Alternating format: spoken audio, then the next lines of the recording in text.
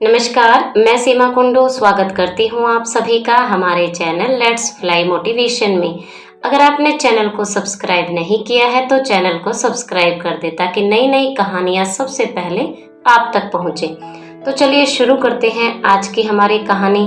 बहुत ही बढ़िया कहानी है, एक टीचर व बच्चे की कहानी कि किस तरह एक टीचर ने एक बच्चे के पूरे जीवन को बदल दिया। एक बार एक प्राथमिक स्कूल में अंजलि नाम की एक शिक्षिका थी। वह कक्षा 5 की क्लास की टीचर थी। उसकी एक आदत थी कि वह कक्षा में आते ही हमेशा लव यू ऑल बोला करती थी, मगर वह जानती थी कि वह सच नहीं बोल रही। वह कक्षा के सभी बच्चों से एक जैसा प्यार नहीं करती थी। कक्षा में एक ऐसा बच्चा था जो उनको फटी आंख भी नहीं भाता था। उसका नाम था राजू। राजू मैली कुचैली स्थिति में स्कूल आ जाया करता था। उसके बाल खराब होते, जूतों के बंद खुले, शर्ट के कॉलर पर मैल के निशान। पढ़ाई के दौरान भी उसका ध्यान कहीं और होता था। मैडम के डांटने पर वह चौंक कर उन्हें देखता, मगर उसकी खाली खाली नजरों से साफ पता लगता रहता कि राजू शारीरिक रूप से कक्षा में उपस्थित होने के बावजूद भी मानसिक रूप से गायब है। धीरे धीरे मैडम को राजू से नफरत सी होने लगी। क्लास में घुसते ही राजू मैडम की आलोचना का निशाना बनने लगता। सब बुरे उदाहरण राजू के नाम पर किए जाते। बच्चे उस पर खिलखिलाकर हंसते और मैडम उसको अपमानित करके संतोष प्राप्त करती। राजू ने हालांकि किसी बात का कभी कोई जवाब नहीं दिया था। मैडम को वह एक बेजबान पत्थर की तरह लगता, जिसके अंदर आत्मा नाम की कोई चीज ही नहीं थी। प्रत्येक डांट, व्यंग और सजा के जवाब में वह बस अपनी भावनाओं से खाली नजरों से उन्हें देखा करता और सिर झुका लेता। मैडम को अब इससे गंभीर नफरत हो चुकी थी। पहला सेमेस्टर खत्म हो गया और प्रोग्रेस रिपोर्ट का चरण आया तो मैडम ने राजू के बारे में सारी की सारी बुराइयां लिख डाली। और जब हेडमास्टर ने यह सब देखा तो उन्हें बुलाकर पूछा कि आपने राजू के बारे में एक भी अच्छाई नहीं लिखी। इससे तो उनके पिताजी को बहुत निराशा होगी। मैडम घृणित लहजे में बोलकर कि उन्हें नहीं लगता कि राजू में कोई अच्छाई है, वहां से उठकर चली गई। अगले दिन हेडमास्टर ने एक विचार किया और राजू की पिछली फर्स्ट सेकंड क्लास की प्रोग्रेस रिपोर्ट मैडम के बेंच पर रख दी।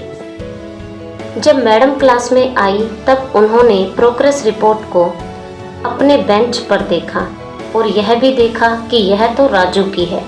उन्होंने सोचा कि पिछले साल भी वही कारनामे किए होंगे जो अब है, लेकिन उन्होंने जब तीसरी कक्षा की रिपोर्ट खोली तो देखा कि उसमें राजू की बहुत सी प्रशंसा लिखी थी और कक्षा 4 में उनकी मां को कैंसर हो गया था, जिससे वो पढ़ाई में ज़्यादा ध्यान नहीं लगा पाया।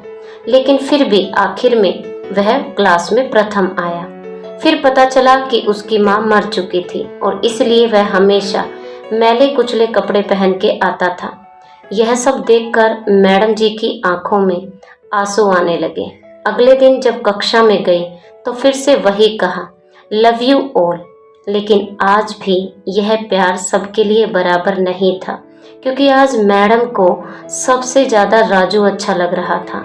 उन्होंने अब हमेशा उसकी तारीफ की और कभी उसे दुखी नहीं होने दिया।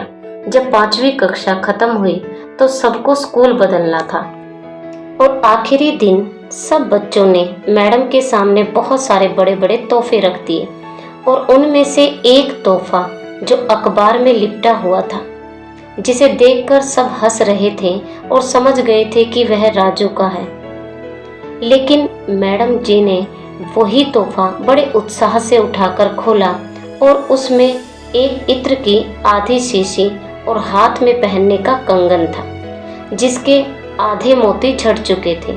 लेकिन मैडम ने वह इत्र खुद पर छिड़का और वो कंगन पहन लिया।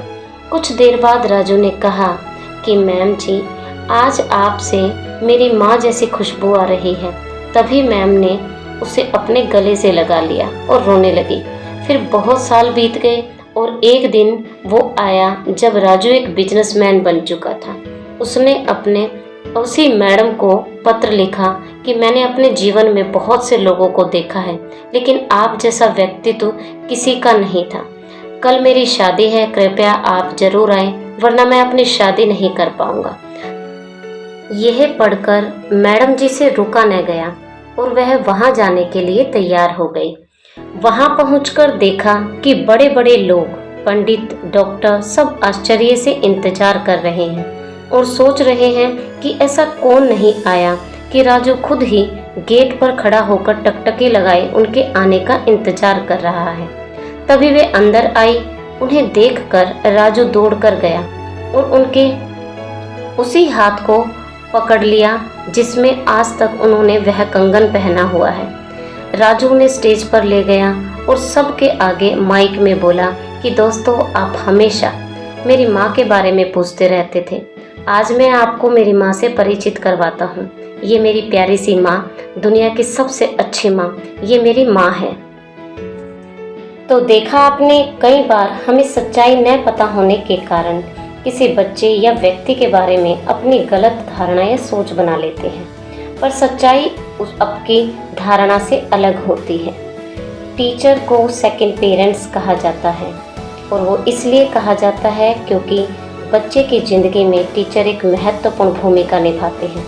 वो अपनी अच्छी सोच व प्रेरणा से बच्चे की ज़िंदगी बना भी सकते हैं और गलत सोच व धारणा से बच्चे की ज़िंदगी बिगाड़ भी सकते हैं। तो आज बस इतना ही। हंसते रहिए, मुस्कुराते रहिए। फिर मिलेंगे एक नई कहानी के साथ। जय हिंद, जय भारत।